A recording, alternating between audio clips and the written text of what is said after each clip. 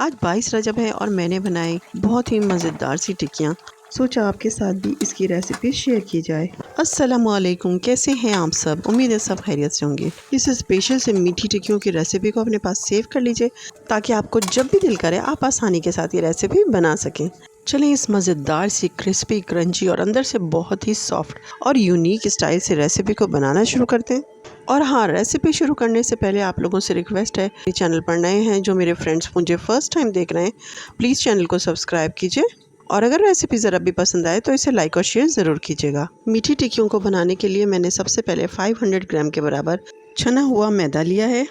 पिसी हुई चीनी लेंगे जो वेट में है 300 ग्राम के बराबर, एक फुल कप। उसी के साथ हम सूजी लेंगे जो वेट में हाफ कप के बराबर और अगर मेजर किया जाए तो 150 ग्राम के बराबर। अब इसमें हम डालेंगे 3 टेबल स्पून के बराबर तिल। हम इसमें साबुत ही इस्तेमाल कर रहे हैं, हम चाहें तो इसे भी पीस के इस्तेमाल कर सकते हैं। अब बाकी की चीज़ें जो हम इसमें डालेंगे उसमें है पॉपी सीड यानी कि खसखस, 8 से 10 छोटी इलायची, 3 से 4 बड़ी इलायचियाँ। बड़ी इलायची को खोल के इसका छिलका निकाल देंगे। 10 से 12 बादाम और पिस्ते की गिरी लेंगे। ये तमाम चीज़ें ऑप्शनल हैं, आप चाहें तो इसे स्किप भी कर सकते हैं। अब इन तमाम चीज़ों को ग्राइंडर में डाल के अच्छे से ग्राइंड कर लेंगे और अब इसे भी मैदे के साथ शामिल कर देंगे और अब तमाम चीज़ों को हाथों की मदद से बहुत अच्छे से मिक्स करेंगे और मिक्स करते हुए इसमें 2 टेबल स्पून के बराबर केवड़ा भी शामिल कर लेंगे। मैदे में तमाम चीज़ें अच्छे से मिक्स करने के बाद अब बारी आती है इसको गूंदने की। आप चाहें तो इसे हाथ से भी गूंद सकते हैं और किसी मशीन में डाल अच्छे से इसको गूंद सकते हैं। मशीन में डालने से आपके हाथों की इतनी मेहनत नहीं लगती है। अगर आपके पास इस तरह का चॉपर है या आटा गूंदने की मशीन है, आप उसमें डालकर इसका डो बहुत अच्छे से तैयार कर सकते हैं। बहुत सॉफ्ट और बहुत ही मुलायम बनकर तैयार होता है। और जब आप आटा गूंद रहे हों तो उसी में आधा कप या उससे थोड़ा सा ज़्यादा दूध इस्तेमाल करेंगे और अगर आप इसे 2 बैचेज़ में गूंदेंगे तो दूध को 2 हिस्सों में डिवाइड कर लेंगे और उसी के साथ हाफ कप के बराबर हम घी भी इसके अंदर शामिल करेंगे। बहुत ही सॉफ्ट और मुलायम डो बनकर हमारी बिल्कुल तैयार हो चुकी है मीठी टिक्कियों की। अब हम दूसरे बैच को भी तैयार कर लेंगे। इसमें हम हाफ कप के बराबर घी डालेंगे और बाकी का बचा हुआ दूध भी इसमें चलाते हुए शामिल करेंगे। अब 2 से 3 मिनट तक हम चॉपर को चलाएंगे और डो हमारा बनकर तैयार हो चुका है। अब पहले वाला डो जो हमने तैयार करके रखा था हम इसके साथ शामिल कर देंगे और दोनों डो को अच्छे से मिक्स कर लेंगे। बहुत ही मुलायम और सिल्की सा डो हमारा बनकर तैयार हो चुका है। इसे हम आधे से 1 घंटे का रेस्ट देंगे और उसके बाद टिक्कियाँ बनाना शुरू करेंगे।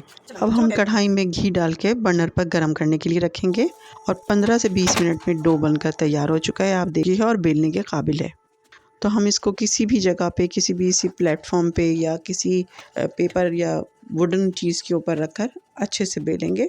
फिर आपको जितनी थिकनेस चाहिए आपने उतना ही इसका साइज़ थिक रखना है। आप देख सकते हैं कि मैंने कितनी मोटी टिक्कियाँ तैयार की है। ये टिक्कियाँ हम बहुत बारीक नहीं बनाते क्योंकि बहुत ज़्यादा बारीक बनाने से भी टिक्कियाँ सख्त हो जाती है।